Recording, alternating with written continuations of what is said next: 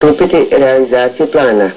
3. siječnja ove godine 303. brdska brigada u sastavu 3. korpusa dobila je zadatak uništiti Vitez.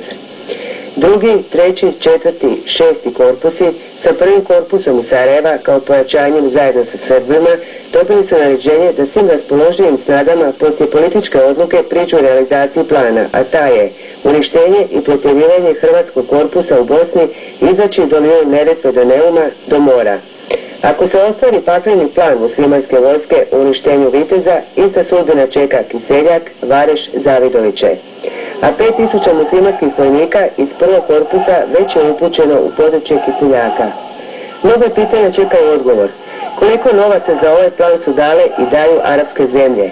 Koliko su tražili i dobili muslimanski moćnici kao Haris Silajđić? Što će biti sa Hrvatima iz Tuzlanskog korpusa pod zapovjedništvom muslimanske vojske?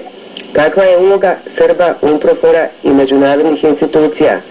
Zašto se generalštab muslimanske vojske seli iz Sarajeva u Kakanj? Jedan odgovor zasigurno znamo. Hrvati u Bosni neće tiho umirati. Hrvatska Bosna neće šaptom pasti.